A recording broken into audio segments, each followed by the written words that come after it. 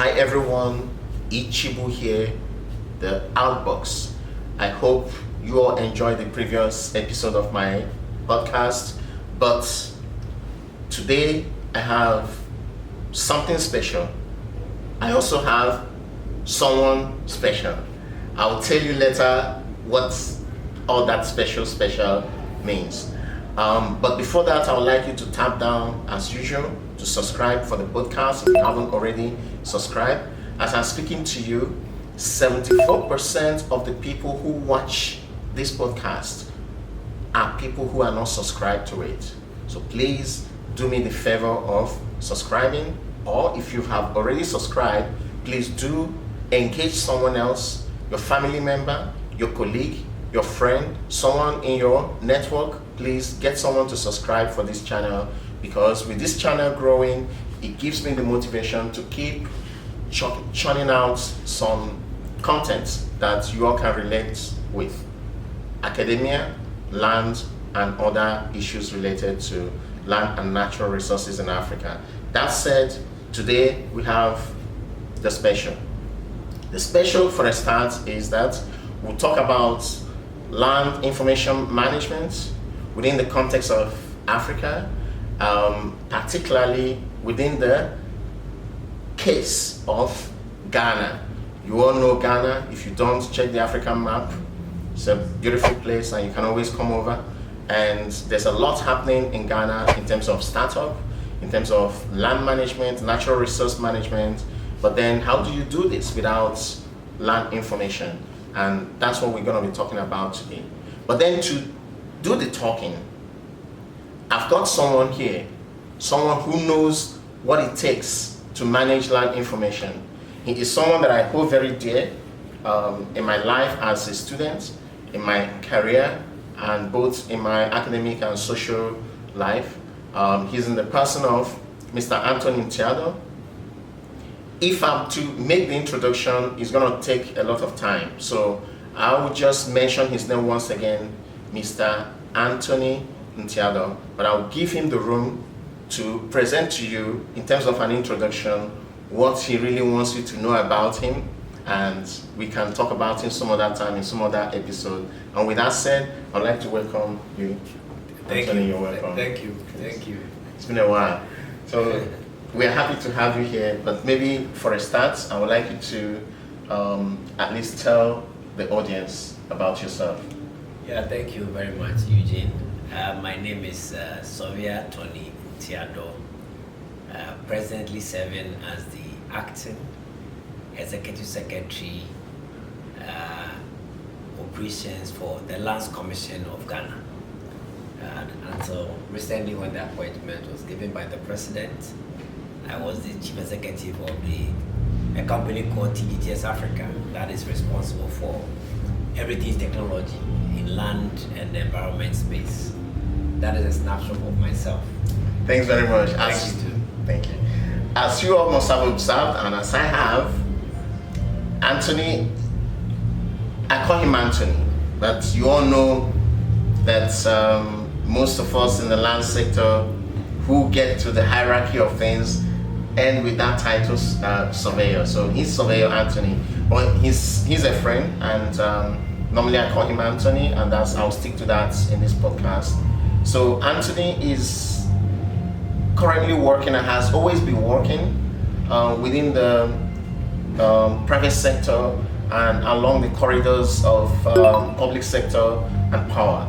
And from his own description of what his current role is, which I think is he had to highly summarize it. He is involved in land information management, both in the private sector as well as in public service. So that said, the whole idea of this particular episode is to tap from your brain as to what is going on in Ghana, and where possible relate it to Africa in general, because Africa is at the core of this discussion. So for a start, it will be good to know what the challenges are, with regards to land information management system in Ghana, particularly in the context of data accuracy and accessibility. Thank you again, Eugene. So when it comes to land, as we all know, Ghana is fixed in space, not just Ghana, everywhere else. Apart from few countries that are able to force their way and take land from the sea, like countries like Netherlands and few others. But for us in Ghana, our land is fixed. On the lighter note, even we are losing portions of our country to the sea. What does that mean? So portions of Ghana towards the coast is suffering massively from sea erosion. So Okay. settlement actually are vanishing. So if we're supposed to measure the space of Ghana, we would have known that we would have lost portions of it to the sea. Oh. So when it comes to land, you can't do much in terms of increase the size. The only thing is that we use the land. And when we say we use land, it's actually we use land information. Because we all work on the surface of the earth. Who owns it is information. What you do with it is information. So everything we do about land actually is nothing but the information that relates to it. So how do you differentiate a piece of land from the other? It's a differentiation of the information you can connect to it. So if you define land, for example, use, value, planning, is all the use of information that relates to the single piece of land. So in Ghana, how good has it been? Historically, when after independence, there were ways we were managing land, either from the angle of surveying, or from the angle of planning, or from the angle of forestry. Again, in almost all of these broad headings, is all information that relates to the management of land. So from where we sit, how good has it been? It hasn't been so excellent. i.e. is because the systems of structuring information has also not been very excellent. So there's clearly a way to be able to get there and manage and get it right. But I think that in the last couple of years, as a country, we are on that trajectory. And the fact that information is not managed right regarding land has effects on costs, has effect on bureaucracy, has effects on how easy people can access land. Wow. One thing that is clear from your response is that we actually do not use land per se, we use land information, and I think that's well noted. In your introduction, you did mention your role in the Lands Commission of Ghana. That leads me to ask you, what's your experience, or at least your observation in terms of, okay, let me put it this way. How has the digitalization of land records, for instance, through the Ghana Land Administration projects, improved transparency and efficiency in land transactions, and what remains to be done? Yeah, so for the effort towards digitization of land records dates back, if I'm not mistaken, almost about 20-30 years ago. So there have been a series of projects, all in attempts to digitize our records.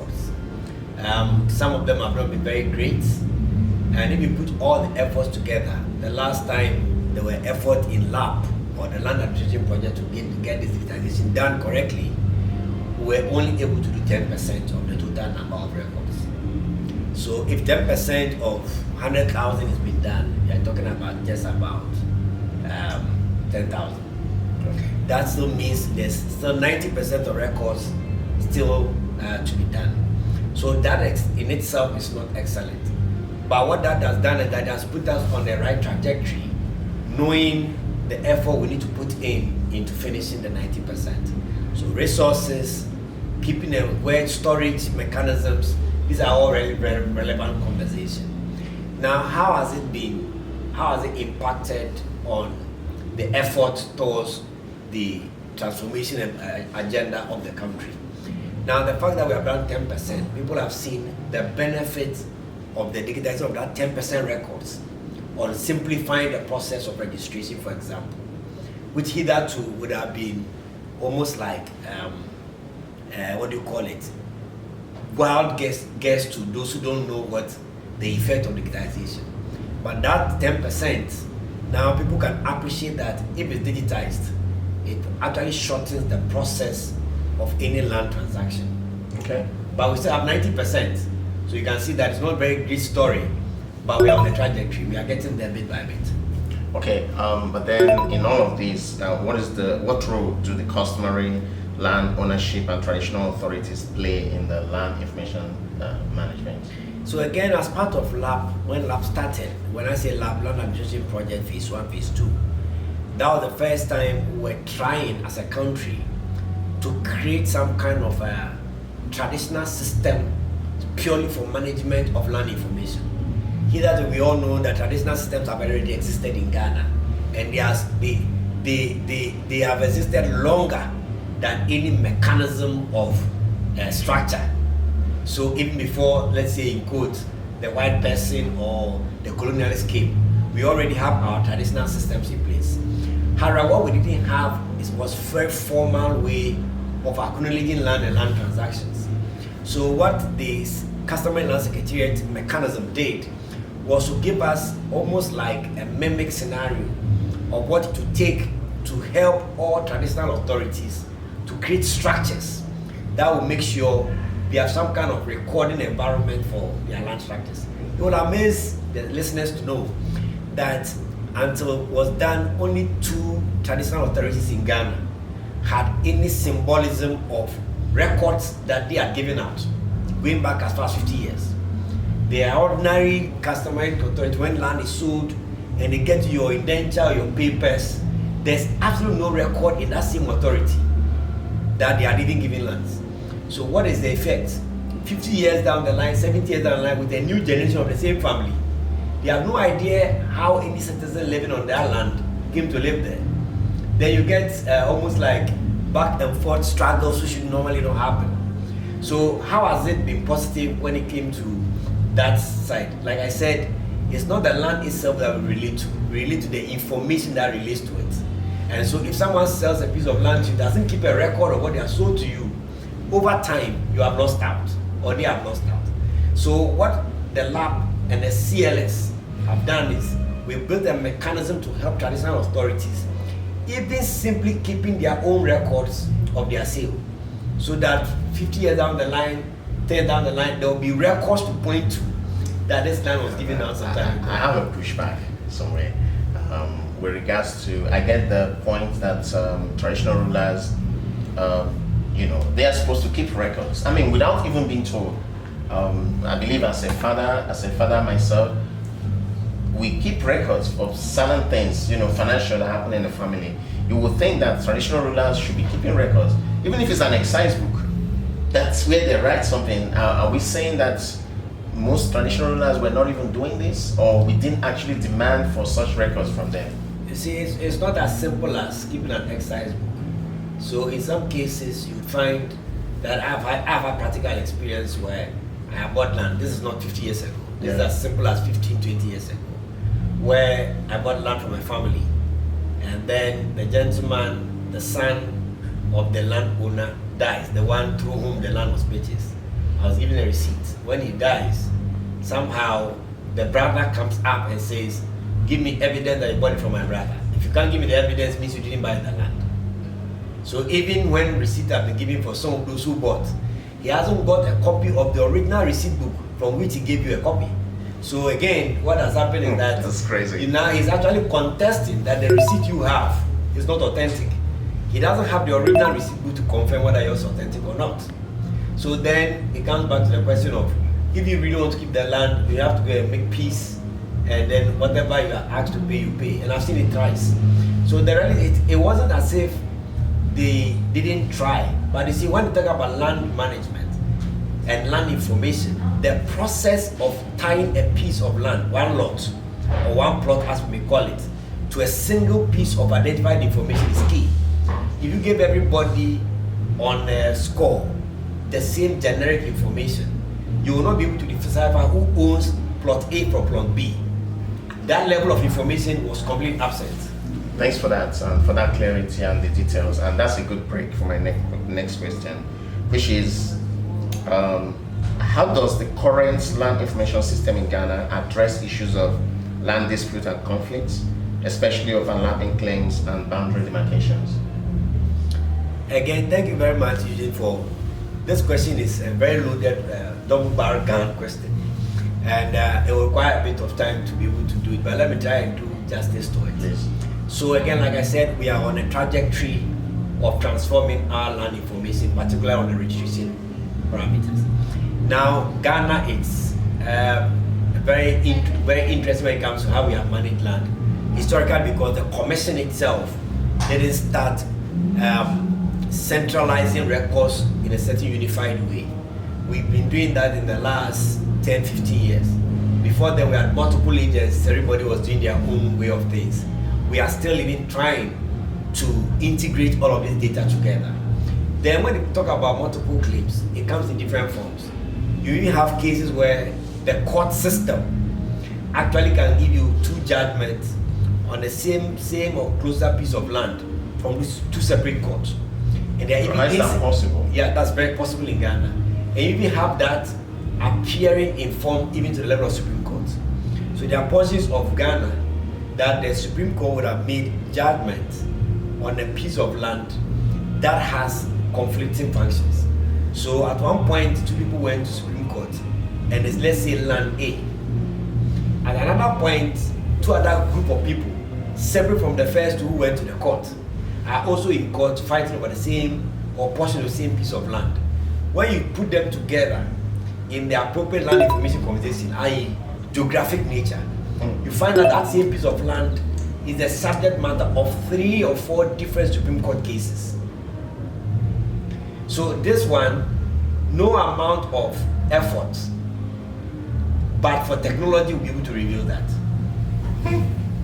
That's deep. that's deep. Okay, but but thanks very much for that. That's something you have to be in the game and be a keen observer and actor in the land sector to know that. And I've always known that Ghana, like many other African countries, have its good share of land disputes. But the court rulings, you think lawyers and judges, the procedures will lead to one thing, but it also shows that perhaps not everything is science. There's an art in decision making. You're right. Yeah. So just for what policies then, or even technologies, considering that we're talking about information management, so what policies or technologies are being implemented currently to ensure that there's sustainability and scalability of land information management across all regions of Ghana at least? So in the last 15, 16, let's say 20 years, the land sector, i.e. the Lands Commission of Ghana, had been on a trajectory of, as I said earlier, of building a very solid information platform to help us in solving some of the court issues. So typically, if already we had a solid system that everybody could relate to, a centralized database system, which tells you who owns what piece of land, that becomes the core for the courts, for example, to rely on. But because historically we haven't had that, every court then is making independent decisions based upon what is as evidence before them. So in some cases you can't blame it on the court system. It's because central or core to the organization responsible to manage, we didn't have a good information platform. So we are gradually on that side. So the question, what technology have we done? We started about 20 years ago through the effort of government and the World Bank, sometimes even with other developmental agencies. We tried. We were not very successful, but in the last 10 years, Ghana has built what we call the ELIS, the Enterprise Land Information System, that we are trying as best as we can to let it become a model that can resolve some of the petty procedural processes of land registration. Now that has a mapping side to it. So every land that comes for registration has a mapping side to it. You actually put on a map that says point number, this particular plot belongs to Dr. Chibu. So, and by that extent, anytime a similar land that is conflicting that one is submitted, you can see it on the map. And that is the kind of information that when it's built fully, you can now translate that to the court. So when a case is being presented, you can tell that this case falls on this piece of area. So the technology we are using, like I said, is the Enterprise Land Information System, ELIS, and it's a combination of a CRM side of it and a geographic information side of it, putting the two together to give us what we want. But like I said, we are not entirely there. Okay. We are also trying as best as we can to have all our records digitized, meaning scan them, have them centrally stored, so that by a click of a button you can easily recall a file that relates to the parcel that you would have, worked on. So if I'm being too technical. Yeah. That's why I would want you to get technical in other areas as well.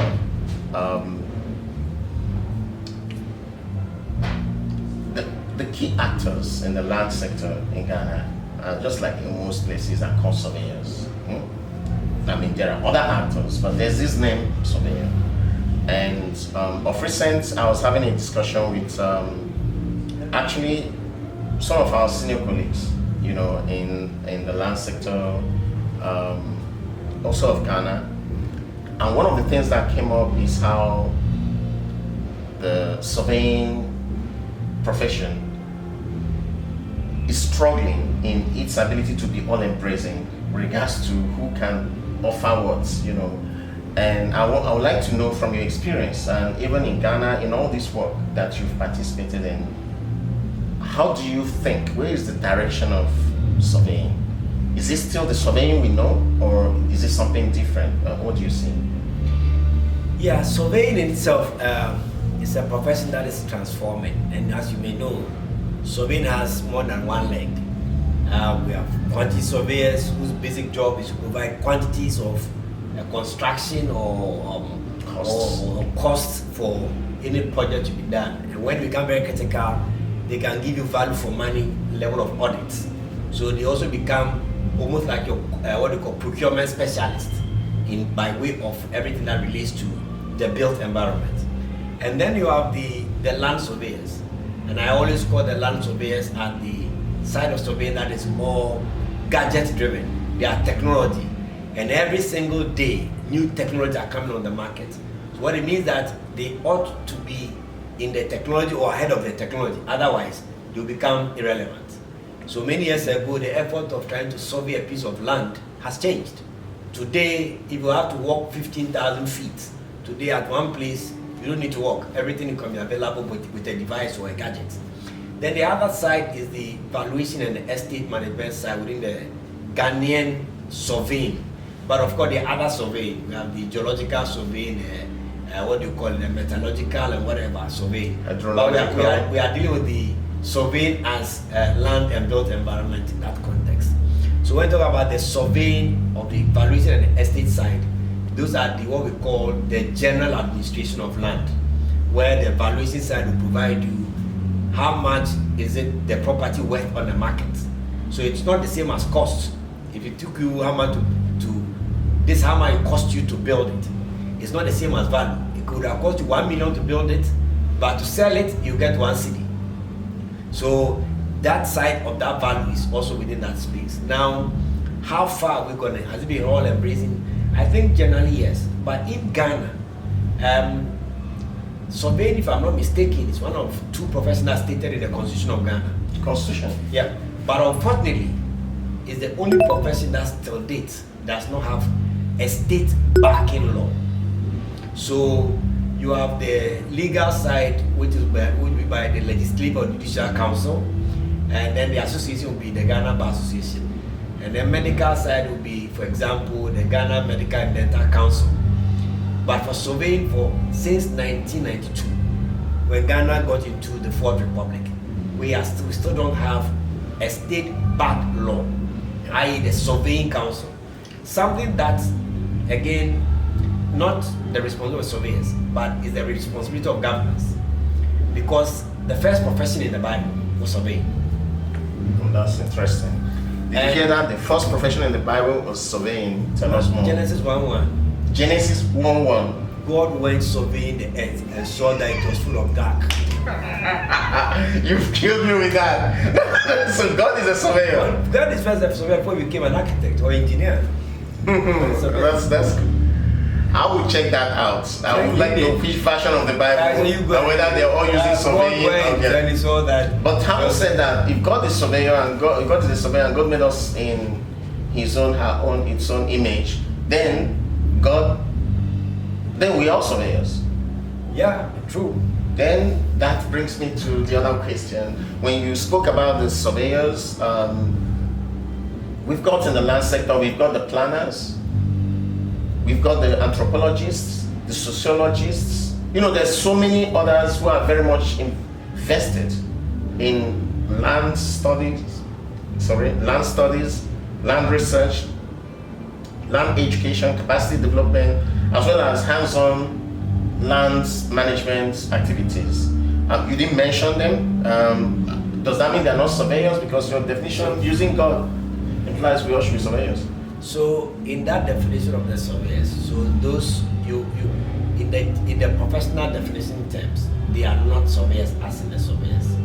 But if you break it down in general, what you call land management, those have certain distinct professionals who play a role in general land management, which is separate from the function of surveying. And I'll give an example. So typically we won't call foresters surveyors, but forestry is a function of land management. You won't call wildlife, surveyors, but it's a function of land management, of which you can take out of that land administration. And that land administration is very specific. There's a function of planning in it, but on the part where it deals with surveying, it has to do with value, specific measurement, and then cost analysis. And then close to it is the use. So if you want to break it down more specifically, professional terms, it's use, the measurement, and the administration of it. So we would, by way of how professionals have developed, planners have a leg that connects to surveying, okay? But they also have other functions that's completely unrelated to surveying as part of their planning. But they have a certain and indirect bearing on surveying. So, look, thanks very much for the way you've been able to unpack this. It's been a big issue because when you go into the professional bodies, especially at the global level, they all try to be very embracing. But still, we talk about surveying in a very narrow form. And what you've done here is you've been able to define surveying in that professional narrow form, and at the same time expand that definition in a way to embrace others, identifying what makes them unique and the unique roles they play in that profession. But at the same time, your explanation of it also brings to fore that complication that when we say surveyor, we might be isolating someone. Or if we're not doing that, at least from their perspective, they view that there's a leg they have in there which we are not recognizing. And a good example is the International Federation of Surveyors. You would see that this is a global organization that's doing everything possible to be all-embracing in terms of thematic areas, in terms of whatever action they can do. We know that the FIG is not typically an implementation agency, but you would also see that they tend to embrace all land sector actors. But then when you come in, they talk about surveyors. That brings some people together and leaves some people behind. So in your opinion, with this understanding of a scenario, where do you think we should be moving? Should we simply broaden the definition of surveying? Or should we limit it? And if we limit it, what do we do? Because in the current state of art and science, a land information manager may not be a surveyor. You get what I mean? I would. Yeah. So can you just help? Now I'm seeking your opinion because I haven't shown your understanding of these dynamics. Probably you can offer something. Where are we? Yeah. So when it comes to the extent or how embracing the context or the profession has been vis-a-vis how FIG has been all embracing. Just a moment. FIG is just a case study. Don't take me on that. It's just one example. So, and of course, FIG is the what do you call it? The global body of surveying in a general context, and for all intents and purposes, is right to be all embracing. So, within the context of FIG, you find their economists who are members of FIG. Forgot to mention economists. Yeah, you have geographers, marketers. My producer is a marketer, he's also a member of FIG. So, and there's a reasoning for it, because at the global stage, almost every leg that has an impact on general land management, one way or the other, is then brought together, because you're looking at it from global context. Because how do we fix a global phenomenon? You need everybody who has an direct or indirect connection to it. So on that global stage, yes. But as you break it down to country level, you realize that that's when you have, within the country context, an association of geographers. You have an association of planners. But when you take it to the global stage, we are all there. So it doesn't mean that in country, then every other country must call them FIG. There's no need to call them planners, foresters, marketers. Then we are all FIG. But once you come to the micro level, income, you realize that we have them on that individual basis. Sometimes I think it relates more to the regularity of functioning, and similar. We meet in FIG once in a year or twice in a year, for example. But within the countries, either weekly, relating to ourselves on a weekly basis. So it doesn't really change the perspective of the functioning of this survey. Because generally, when there are issues, we almost have a round table discussion around it. Currently, Ghana we have a very huge incident of illegal mining. The illegal mining is not only the responsibility of the land surveyor. It has a function of even the army. Yeah. It has a function of the Mineral Commission, the police. But in the pure professional sense, it's a mining phenomenon, but it also has surveying phenomenon inside the whole function. Okay, thanks for that. I'll call that your perspective, but I think that perspective is very logical, the way you've presented it, because personally, I operate more at the global level, and like you said, because I don't operate very much at the national level, my needs may not serve. Yes, so I think I really understand that.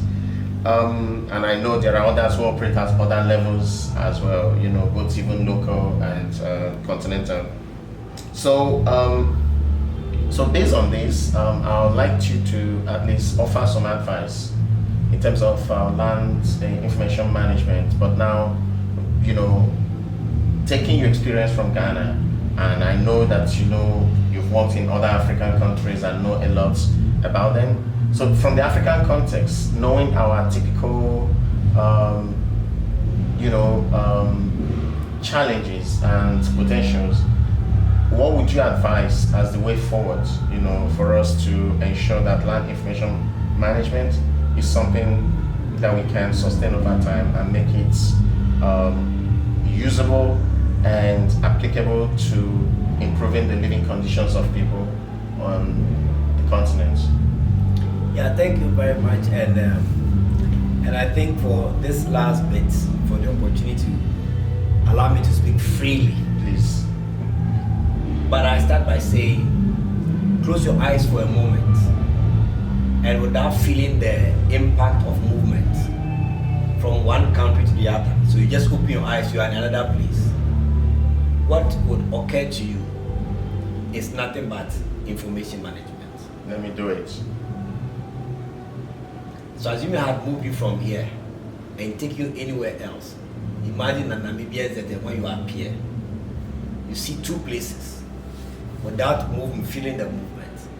The first attempt of figuring out where you are is how land has been managed.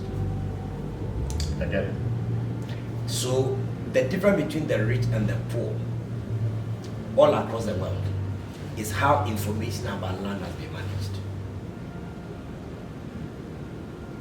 I don't get that one. The difference between the rich country and the poorest is basically about how information about land has been managed. That's good. So anywhere on earth, by experience, by academic work, it's very clear that the first yardstick that determines between the rich and the poor is land information management. The rich spends resources and effort in planning, in usage, in infrastructure. All of this is land information management. And the poor? And the poor doesn't. So how does the poor get to consume land information in a way that can make them rich or at least sustainable? To be able to change our story, we need to plan our lands better. We need to manage it better. And that retrieval of that information has a huge impact on values, collateral.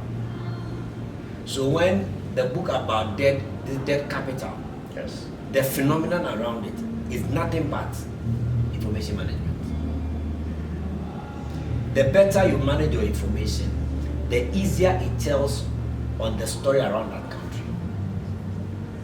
The worse it is, it tells you about how worse your poverty scenario looks like. Debt capital and under the settle. Yep. I think that point you just made has been, I'm still thinking about that. And I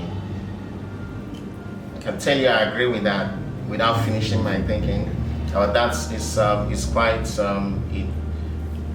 it has evoked quite a lot of pictures in my head, and I hope viewers, you can think over that. I know this was meant to be my last question, but you've brought in the dichotomy of the rich and the poor and what the differences portend in terms of land information management. I'm forced to ask, as an additional question, perhaps I already asked, but I'm asking in a more social way, what should the poor do in this continent? There are many. And when I talk about poor, I'm talking about economic poverty. What should the poor do? It isn't about the poor, Eugene. It's about the leadership of the poor.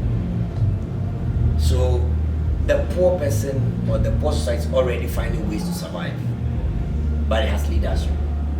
So clearly speaking, if leadership is conscious and knows about how to organize the society, make things simpler, and make information easily accessible. That is what the poor needs to be able to transform where they are today and where they want to be tomorrow. But if there's no opportunity of these parameters of planning, and I'm talking about spatial planning here, if everything is lumped together, excuse my language, where we use the, what do you call it, the as you may know, they call it the toilet facilities, everything is done in the open. There's no road network, there's nothing. When you step in there, you know that no amount of money given to you to buy a piece of land will you buy. By entering the society, you can see channeled roads, you can see planning towards infrastructure, you can see planning towards utility. Anytime you are asked to invest any amount of money, you can see prospects. That is turning the poor into the right person. I think we'll end there. That's been the last part of this interview. Has been quite revealing. It's been quite evocative, even provocative, and I would like to thank you because that's why I wanted to interview you. So thanks for offering me the opportunity. I appreciate it. And once again, all of you, Mr. Ntiador is here with me today, and you can always watch this over and over again. If you're in Ghana, please check out his company. What's your company? Lands Commission at the present moment. Lands Commission Ghana, and Please just check the screen. Maybe we have it on the screen. The Lands Commission is where everything about lands at the moment happens in Ghana. And so when we talk about land governance in Ghana, the Lands Commission is at the helm of the affairs and at the core of its operation. With that said, I'd like to thank you, and I wish you can all continue to subscribe. If you enjoyed this episode and there's something you think you want to add your voice to, please leave a comment in the comment section. We appreciate it. With that said, we'd like to say bye